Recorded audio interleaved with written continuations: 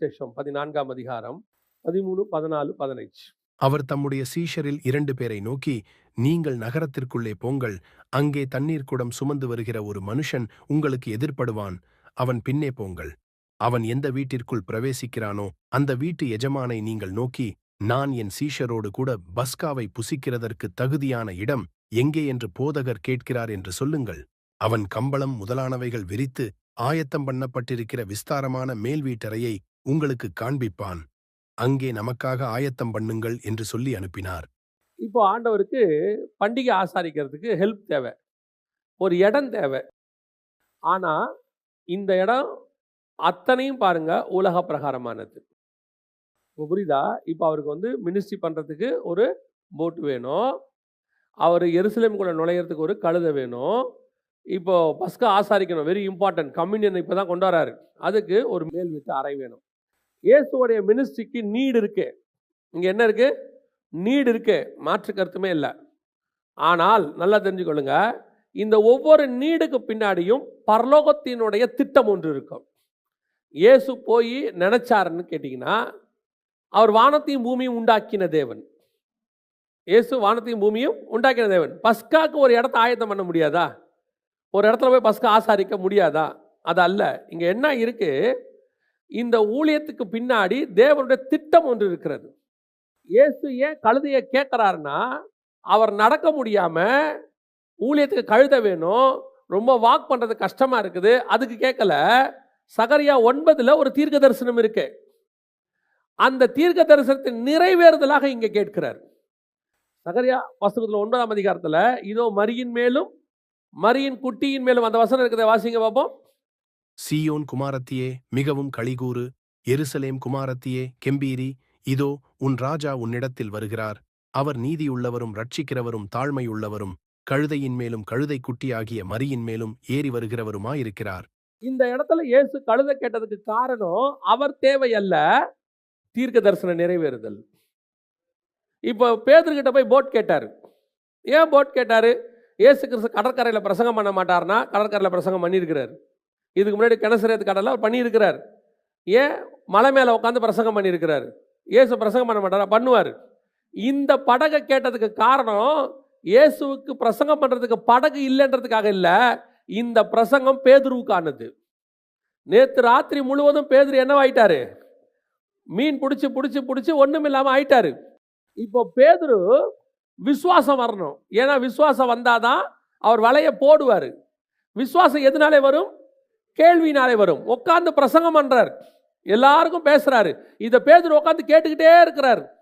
இது முடியும் போது பேதுரு சொல்றாரு, நைட்டு ஃபுல்லா போட்டேன், ஆனா என்ன இல்லை, மீன் இல்லை, ஆனால் உம்முடைய வார்த்தையின்படி போடுகிறேன். ஏன்னா உங்க வார்த்தையை நான் கேட்டேன், இந்த வார்த்தையின் மேல எனக்கு விசுவாசம் இருக்கிறது.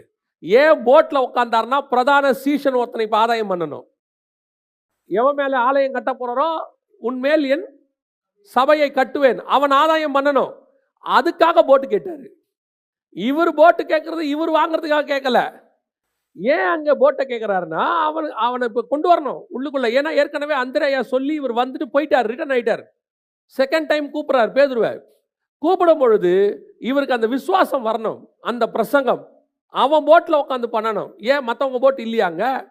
இப்போ பேதுரு கூப்பிட்டோன்னா மற்றவங்களும் வந்தாங்க தானே, அந்த போட் ஃபுல்லாக எடுத்தாங்க தானே, அந்த போட்லேயே போய் உட்காந்துருக்கலாமே. ஏன் இந்த போட்டில் உட்காந்தாருன்னா அதான் ரீசன். இவனை கேட்க வைக்கணும். மேல் வீட்டு அறைக்கு போறார் கம்யூனியனுக்கு. ஏன் அங்கே போறாரு? மேல் வீட்டு அறையில் தான் இம்பார்ட்டண்ட்டான கான்செப்ட் நடக்குது. அந்த கம்யூனியன் இயேசு அங்கே மேல் வீட்டு அறையில் பிற்கப்படும் பொழுது பரிசுத்த ஆவியானவர் மேல் வீட்டு அறைக்கு வரணும். இந்த பிரமாணம் இங்கே முடிஞ்சு புதிய பிரமாணம் ஆரம்பிக்கணும். இயேசு கிறிஸ்து அங்கே சிலுவையில் பிற்கப்பட போகிற தன்னுடைய சரீரத்துக்கு அடையாளமாக நியூ கவர்னன்ட் ஆரம்பிக்கிறார். இந்த நியூ கவர்னன்ட்டுக்கு அடையாளம் யாருன்னா பரிசுத்த ஆவியானவர் உள்ளே வர்றது. அவர் மேல் வீட்டு அறையில் போய் ஜெபம் பண்ண தான் வருவார். இங்கே மேல் வீட்டில் முடிச்சு அங்கே மேல் வீட்டில் ஆரம்பிப்பாங்க. ஒவ்வொன்றுத்துக்கு பின்னாடியும் காட்ஸ் பிளான் இருந்துச்சு. அவர் தன் தேவைக்காக, உலக தேவைக்காக கேட்கவில்லை, பரலோகத்தினுடைய திட்டத்தின் நிறைவேறுதலுக்காக கர்த்தர் கேட்டார். இன்னைக்கு மனுஷர் தயவு நமக்கு தேவை. எதுக்கு தேவை தெரியுமா? பரலோகத்தின் திட்டத்தை பூமியில செய்வதற்கு நமக்கு மனுஷர் தயவு தேவை. ஆண்டவர் இன்னைக்கு உங்களுக்கு நிறைய மினிஸ்ட்ரி வச்சிருக்கிறார், நிறைய அழைப்பு கொடுத்திருக்கிறார், உங்களை கொண்டு கர்த்தர் பல காரியங்கள் செய்ய சொல்றாரு. இது எல்லாமே நீங்கள் தனியாய் செய்து விட முடியாது. ஒன் மேன் ஷோ இங்கே கிடையவே கிடையாது. இது டீம் ஒர்க். ஆண்டவர் எப்பவுமே பாருங்க ஒரு டீம் ஒர்க்கை சொல்லிக்கிட்டே இருப்பார். ஒருமனப்பட்டு இருங்க, ஒருமனப்பட்டு இருங்க. எங்கே போனாலும் 2 பேரை அனுப்புவார். எங்கே போனாலும் 2 பேராக போனோம். மலைக்கு போனாலும் 3 பேரை கூட்டிகிட்டு போவார். அவர் எல்லா இடத்துலையும் பாருங்க ஒரு டீம் ஒர்க்கை சொல்வார். இங்கே எங்கே பிரச்சனை வருது தெரியுமா? இந்த கிறிஸ்தவத்தில் இப்போ ஒன் மேன் ஷோ நிறைய ஆகிட்டே போகுது. இந்த ஒன் மேன் ஷோ நிறைய ஆக ஆக ஆக என்ன ஆகுதுன்னு கேட்டால், யாரும் வரக்கூடாது, எந்த மனுஷ தயவும் இருக்கக்கூடாது, யாரும் மேலே வந்துடக்கூடாது. எனக்கு ஏசுநாதர்கிட்ட ரொம்ப பிடிச்ச ஒரு லீடர்ஷிப்பில் அவர்கிட்ட இருந்த குவாலிட்டி, அந்த குவாலிட்டி வந்து இன்னைக்கு 99% யாருக்கிட்டையும் இல்லை, 1% கொஞ்சம் பேர்கிட்ட இருக்கு. என்னன்னா, அவர் என்ன பண்ணுவார், தன்னுடைய மினிஸ்ட்ரிக்கு நடுவுலையே 2 பேராக மினிஸ்ட்ரிக்கு அனுப்பி விடுவார். யாராவது அப்படி செய்வாங்களா? இப்போ எத்தனை பேர் இருந்தாலும் இவங்க தான் எல்லாத்துக்கும் போகணும்னு நினைப்பாங்க, இவங்க தான் போய் மினிஸ்ட்ரி பண்ணணும்னு நினைப்பாங்க, அவங்க ஊழியத்தில் அவங்க பேர் தான் வரணும்னு நினைப்பாங்க. இன்னொரு ஆளை உள்ளே சேர்க்கணும்னு என்ன செய்ய மாட்டாங்க, நினைக்க மாட்டாங்க. அந்த பேர் வந்துடக்கூடாதுன்னு நினைப்பாங்க. ஆனால் இவர் ஆபிரகாமுக்கு குழந்தை இல்லை, சாராளுக்கு குழந்தை இல்லை. குழந்தை வாக்கு தத்தத்தின் மூலமாக உருவாயிடுச்சு, குழந்தை பிறந்துருச்சு. இப்போ ஆபிரகாமுடைய சந்ததி 400 வருஷம் கழிச்சு இருக்கு. ஆபிரகாமுக்கு சந்ததியை உருவாக்குனது இவர். ஆனால் மோசே கிட்ட சொல்லுவார், ஆண்டவரே உங்களை யாருன்னு கேட்டால் என்ன சொல்லணும்? ஆபிரகாமின் தேவன்னு சொல்லு. இவருடைய சீசன் தானே ஆபிரகாமு. சொல்லும்போது அப்படிதான் சொல்லணும். நம்ம சொல்லும்போது என்ன சொல்லுவோம்? நம்ம பையன், நம்ம கிட்ட படித்தவன், நம்ம கிட்ட வளர்ந்தவன், இப்படி தான் நம்ம சொல்லுவோம். இதான இயல்பு. தேவன் எப்படி சொல்றாருன்னா, நான் அவனுடைய அப்பா. எவ்வளோ பெரியதான ஒரு ப்ராட் மைண்டு பாருங்க ஆண்டவருக்கு. அதை அப்படியே இயேசு செய்வார். அப்படியே 2 பேரை அனுப்பி விடுவார், போங்க அற்புதங்கள் செய்யுங்க, அடையாளங்கள் செய்யுங்க. இன்னைக்கு தேவன் அந்த ப்ராட் மைண்ட் இருக்கிறார்ல, அந்த ப்ராட் மைண்ட் இன்னைக்கு நம்மகிட்ட இல்லைல்ல. நம்ம ஒன் மேன் ஷோ, தனியா எதா இருந்தாலும் நான் செய்யணும், நான் என் பேர், நான் மட்டும் வெளியே வரணும். நல்லா தெரிஞ்சுங்க, எந்த ஒரு ஊழியமும் எந்த ஒரு காரியமும், குடும்பமாக இருக்கட்டும், ஊழியமாக இருக்கட்டும், வேலையாக இருக்கட்டும், ஒன் மேன் ஷோவில் நடக்கவே நடக்காது. It's a team work. யாராவது ஒருத்தர் கண்டிப்பாக தேவை. அப்போதான் உங்கள் பரலோகத்தின் திட்டம் நடக்கும். பல நேரத்தில் ஏன் பரலோகத்தினுடைய திட்டம் நடக்க மாட்டேங்குதுன்னா, நாம் இந்த இடத்துல ஒரு சுய முடிவெடுக்கிறோம், அல்லது நம்முடைய சுய சித்தத்தை செய்கிறோம். என்ன சுய சித்தம்? நானே, என் பேர், என் ஊழியம், நான் செய்வேன், நான் போவேன், எப்பவும் சொல்லுவேன். எல்லாமே நான் ஒருத்தனால கண்டிப்பாக என்ன செய்ய முடியாது, முடியாது. ஒருத்தரால் எல்லாமே செஞ்சிட முடியும்னு சொன்னால் அவன் பொய் சொல்கிறான்னு அர்த்தம், அல்லது அந்த வேலையை அவன் கெடுக்க போகிறான்னு அர்த்தம். அவ்வளோதான். ஆண்டவரே சொல்லிட்டாரு, ஏவாளுங்கிற ஹெல்ப்பர் இல்லாமல் உன்னால் பண்ண முடியாதுன்னு சொல்லிட்டார். பவுல் எடுத்துக்கோங்க. எங்கேயாவது பவுல் தனியாக போய் பார்த்துருக்கீங்களா? பைபிள் முழுக்க பாருங்க. முதல்ல பர்னபாவோட போயிட்டே இருப்பார், அப்புறம் தீத்து, திமோத்தியு, சீலா இவங்களோட போயிட்டே இருப்பார், அப்புறம் ஆக்கில்லா, பிரிஸ்கில்லா இவங்களோட போயிட்டே இருப்பார். கடைசி வரைக்கும் யாராவது ஒருத்தன் கூட இருந்துக்கிட்டே இருப்பார். ஏன் பவுலால் முடியாதா? பவுல் தனியாக செய்ய முடியாதா? ஜெயிலுக்கு போகிறாரு, அங்கே போகும்போது சீலாவை கூப்பிட்டு போயிட்டாரு. எங்கே போனாலும் யாரோ ஒருத்தர் கூட இருப்பாங்க. இது பைபிளுடைய பிரமாணம், இது பைபிளுடைய ஃபார்முலா. நமக்கு ஆண்டவர் உதவிக்கு ஆட்களை வைத்திருக்கிறார்.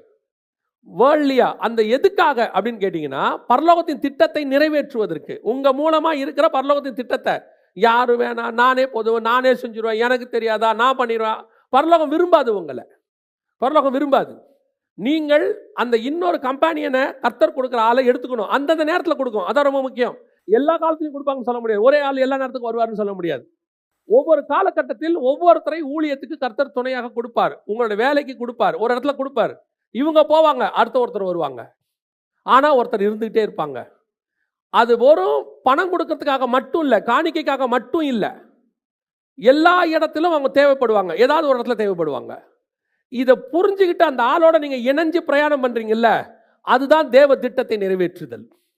இயேசு பிரதாகிட்ட போயிட்டு, என்னப்பா நீங்கள் என்ன போய் இவர்கிட்ட போட்டு கேட்க சொல்கிறீங்க, அதுவும் இந்த பையன்கிட்ட, இவங்கிட்டயா அப்படின்னு சொல்லியிருந்தாருன்னா கதை முடிஞ்சிருச்சு. இல்லைன்னா இவர் போய், என்னப்பா ஒரு 2 கழுதையை போய் கேட்க சொல்கிறீங்க, ஆண்டவரே எனக்கு 2 கழுதையை கொடுக்க நீர் வல்லமை உள்ளவராக இருக்கிறீர், சோத்திரம் சோத்திரம் சோத்திரம். ஆண்டவர் சொல்வார், நான் அதெல்லாம் கொடுக்க மாட்டேன், போய் எடுத்துன்னு வாங்க, அது அங்கே இருக்குது. ஏன் அங்கே போனோம்? அந்த கழுதையை கட்ட விழுக்கிறதுக்கு பின்னாடி தேவ திட்டம்னு ஒன்று இருக்குது. ஏன் கழுதையை கட்ட விற்கல? என்ன தேவ திட்டம் இருக்கு? நான் ஏற்கனவே யாத்ராகமத்தில் சொல்லி வச்சுட்டேன், கழுதையின் தலையீற்றை ஒரு ஆட்டுக்குட்டியால் மீட்டு கொள்ளலாம்னு இருக்கு. அந்த ப்ராஃபஸி இங்கே நிறைவேறணும். கழுதையை கட்ட விழுத்து, நம்ம தான் ஆட்டுக்குட்டி, இயேசு கிறிஸ்து ஆட்டுக்குட்டி, அந்த கழுதையை மீட்கணும்னா இந்த ஆட்டுக்குட்டி வேணும். அதோடு கூட சீயோன் குமார்த்தியே, உன் ராஜா கழுதையின் மேலும் மரியின் மேலும் வருகிறார். அந்த ப்ராஃபஸி நிறைவேறணும். கர்த்தர் ஒரு ஆளை கொடுக்கறதுக்கு முன்னாடி, ஒரு காரியத்தை செய்யறதுக்கு பின்னாடி அவருடைய பல திட்டங்கள் அங்க இருக்கும். இங்க நான் இவர் கூட சேர்ந்து செயல்பட மாட்டேன், அவர் கூட சேர்ந்து செயல்பட மாட்டேன், இவர் இப்படி பண்ணாரு அப்படி பண்ணாரு. எப்பவுமே சரி, அந்த ஆள்கிட்ட இருக்கக்கூடிய வீக்னஸ், அந்த ஆள்கிட்ட இருக்கக்கூடிய டிராபேக், அந்த ஆள்கிட்ட இருக்கக்கூடிய டிஸ்அட்வான்டேஜ் பார்க்கவே கூடாது. எதுக்காக அவனை எங்கிட்ட கொடுத்தாரோ அதை மட்டும் பின் பாயிண்ட் எடுத்துக்கணும். இப்போ நீங்க டாக்டர் கிட்ட போறீங்கல்ல, டாக்டர் கிட்ட போய் உட்கார்ந்த உடனே அவர் எம்பிபிஎஸ்ஆ எம்டியா எஃப்ஆர்சிஎஸ்ஆன்னு பாக்குறீங்க, ஓகே தானே? டாக்டர் உங்களுக்கு சுகர் பிபி எல்லாம் கரெக்டா இருக்கா கேட்டிருக்கீங்களா? எனக்கு அது தேவையில்லை, எனக்கு அது தேவையில்லை. நான் எதுக்கு அங்க போனேனோ அதை செஞ்சு முடிச்சுட்டு நான் வந்துடுவேன். அவ்வளோதான், வேலை முடிஞ்சிருச்சு. சில நேரங்களில் கர்த்தர் சிலரை கொடுக்கும்போது சில டிஸ்அட்வான்டேஜ் அவங்க கிட்ட இருக்கும். But you want to travel with them.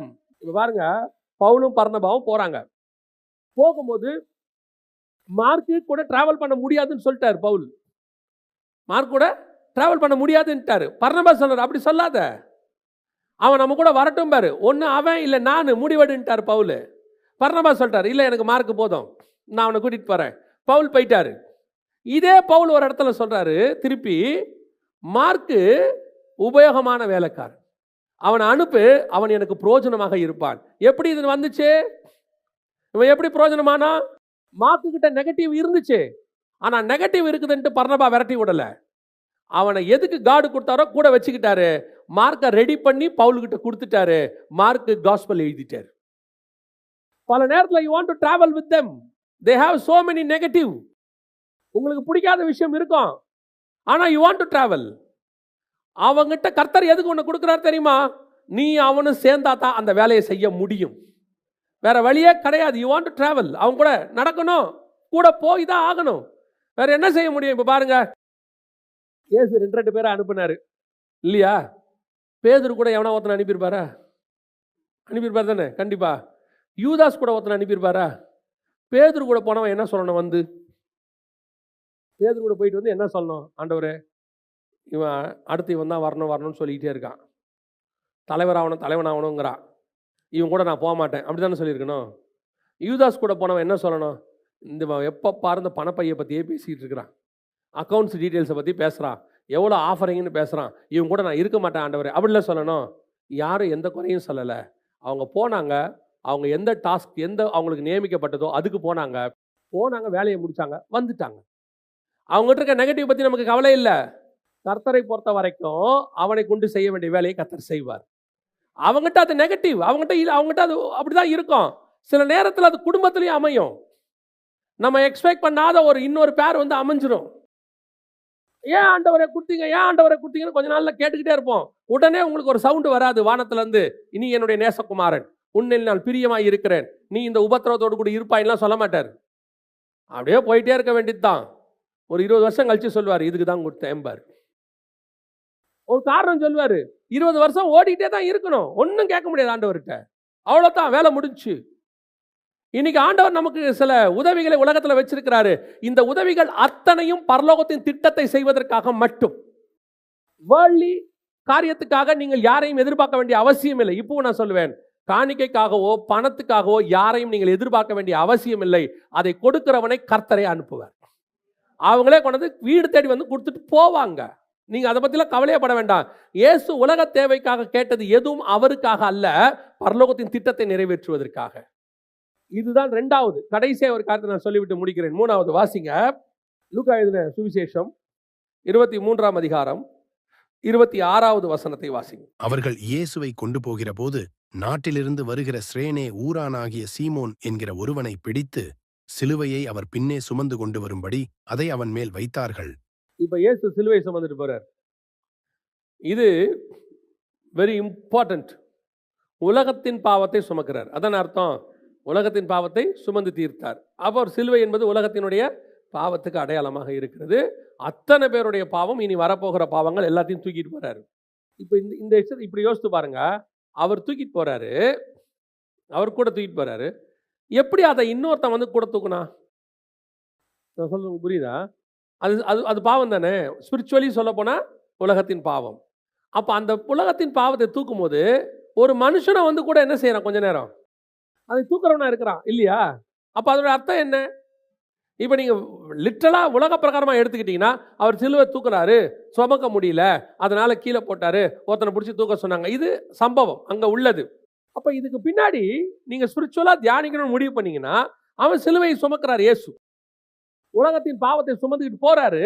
அந்த நேரத்தில் ஒருத்தன் வந்து என்ன செய்யறான்? அந்த சிலுவையை, அந்த பாரத்தை, அவரோடு கூட இருக்கக்கூடிய அந்த காரியத்தை கொஞ்ச நேரம் ஷேர் பண்றான். இது ஆண்டவர் நமக்கு கொடுக்கக்கூடியதான கடைசி மனுஷர் தயவு. இது யாரு அப்படின்னு கேட்டீங்கன்னா, பல நேரங்களில் நாம் உபத்திரவத்துக்குள்ளே கடந்து போகும்போது அல்லது வனாந்தரத்துக்குள்ளே கடந்து போகும்போது கர்த்தர் அந்த நேரத்திற்கென்று கர்த்தர் சிலரை நமக்கு நியமித்திருப்பார். அவர்கள் வந்து என்ன செய்வாங்கன்னா, உங்களோடு கூட அந்த சிலுவையை கொஞ்ச நேரம் சுமப்பாங்க.